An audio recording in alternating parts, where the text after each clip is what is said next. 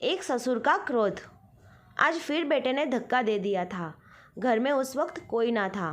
पिता के कहराव का उस पर कोई असर ना था। असर होता भी तो कैसे, वह तो वर्षों पूर्व नशे की काली दुनिया में खो चुका था। वह तो नौकर बाजार से सब्जी लेकर लौटा तो उन्हें ज़मीन पर पड़े देखकर एम्बुलेंस मंगवाया। डॉक्टर के बहुत पूछने पर भी वह असलियत कह ना सके। उन्हें कुछ दिनों तक नर्सिंग होम में ही रहना था। 70 की उम्र में हड्डियां कब आसानी से जुड़ती है। अपने ही पुत्र के किए पर आंखें नम थी और दिल भरा भरा सा था। दोपहर में बहू स्कूल से लौटते वक्त सास को पार्लर से लेती हुई घर आई तो उसे घर की दुर्घटनाओं के विषय में पता लगा। द्वारिका प्रसाद जी ने वकील को नर्सिंग होम में बुला लिया था और अपनी समस्त संपत्ति बहू के नाम कर दी।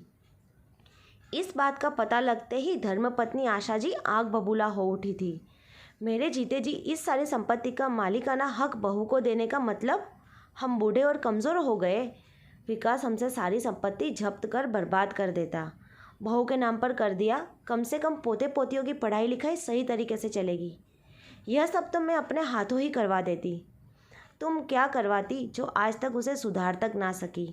हमेशा तुम्हारे लाड प्यार ने उसे बिगाड़ा ही है। जब पहली बार सिगरेट पिया तब थप्पड़ झड़ ना सकी। जब स्कूल फेयरवेल में दोस्तों के साथ बियर पार्टी कर रहा था तब तुमने मुझसे लड़ झगड़ कर उसके हाथ में पैसे दिए। उन्हीं अमीरजादों के साथ जब ड्रग्स लेने लगा तब भी तुम्हारी ममता अंधी रही। आंखों पर गांधारी के समान पट्टी बांधकर उसे बर्बाद होता देखती रही। बेटे के गलत परिवेश के लिए पत्नी को दोषी मानते थे। मन खिन्न था, आज सारी भड़ास निकाल रहे थे। आपने कौन सा ध्यान दे दिया। आप भी तो पैसे बनाने की धुन में घर से बाहर रहे। मैं अकेली जवान बेटे को कितना संभालती। काम कर रहा था, धन संग्रह कर रहा था, पर अब जान गया हूँ कि पूत सपूत तो क्यों धन संचय और पूत कपूत तो क्यों धन संचय। दोनों ही हालातों में यह धन बेकार है। इसलिए अब इसे नेक कर्म में लगाना चाहता हूँ। मैंने सोचा था शादी के बाद सुधर जाएगा, तभी अपने बेरोजगार नशेड़ी बेटे के लिए अच्छी लड़की का जीवन बर्बाद कर दिया। तुम्हारे बिगड़े लाडले को जब मैं रिहैब सेंटर में छोड़ने गया तो पीछे से तुमने किसी शरीफ परिवार की लड़की देख उसका ब्याह तय कर दिया और अपने पक्ष में यह दलील देती रही कि शादी के बाद तो अच्छे अच्छे सुधर जाते हैं। वह भी तो इसे सुधार ना सकी। मेरे ही बच्चे के सब दुश्मन बने हुए हैं। जो भी दिल में आए कीजिए, बोलकर वह सुबकने लगी। विकास की गलतियों पर पर्दा मत डालो, उस पर से मेरा भरोसा जाता रहा। अच्छा है कि बहू सरकारी अफसर है, उसके साथ उसके बॉडीगार्ड रहते हैं, उससे यह कोई बदतमीज़ी नहीं कर पाएगा। अब सही समय आ गया है कि फिर से उसे रिहैब सेंटर में भेज दिया जाए। मकानों से जो किराया आ रहा है, बहू उससे बच्चों की पढ़ाई व विवाह भी अच्छी तरह से संभाल लेगी। क्या आप कुछ भी बोल रहे हो? मेरे लिए कुछ नहीं रखोगे? मेरा पेंशन तुम्हारे खाने पहनने व पार्लर के लिए काफ़ी होगा। थोड़ी शर्म करो आशा। एक लड़की क्या क्या ख्वाब लेकर ससुराल आती है। हमने शिप्रा को क्या दिया? एक ड्रग्स के नशे में डूबा इंसान। अब तुम्हारी यही सज़ा है कि तुम बहू को संपत्ति का एकाधिकार दे दो।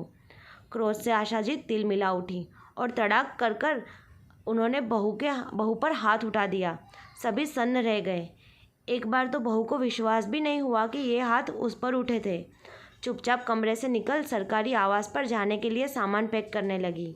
जब तक सब रोकते उसने घर छोड़ दिया था। आशा जी ने सपने में भी नहीं सोचा था कि ये गलत है। सही ढंग से जमा राशि इस तरह उनके हाथ से निकल जाएगी। हार कर आशा जी ने शिप्रा के आगे हाथ पांव जोड़े और उसे मनाकर घर ले आई।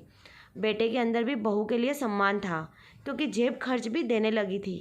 सास ससुर भी कुछ सुरक्षित महसूस करने लगे थे। अब पैसों के लिए विकास ने उन्हें परेशान करना छोड़ दिया था। उसे यह विश्वास हो गया था कि जो मेरी पत्नी का है वह मेरा ही है। यह वसीयत ना थी, बल्कि एक ससुर का पश्चाताप था। एक पढ़ी लिखी लड़की को अपने नालायक बेटे से विवाह करने के उपरांत उनकी आत्मा को धिक्कारती रही, जिसके कारण वे इस नतीजे पर पहुंचे थे। अब घर में सब कुछ तो नहीं बदला था, पर एक ससुर की आत्मा को कुछ हद तक शांति ज़रूर मिली थी। उनके हाथों हुए अपराध की कोई माफ़ी नहीं थी, पर वे तड़प जो बहू के निर्दोष चेहरे को देखकर उठती थी, वो उन्हें ग्लानि में डुबोती थी। वो शांत हो गई थी। विकास को भी अब रिहैब सेंटर भेजा गया और शिप्रा अपने सास ससुर की बेटी बन आजीवन उनकी सेवा करती रही। उम्मीद है दोस्तों आपको ये कहानी ज़रूर पसंद आई होगी। कमेंट करके ज़रूर बताइए। वीडियो अच्छी लगी हो तो लाइक और शेयर ज़रूर करें। चैनल पर नए हैं तो सब्सक्राइब करना बिल्कुल ना भूलें। अब मिलते हैं एक नई स्टोरी के साथ, तब तक के लिए बाय।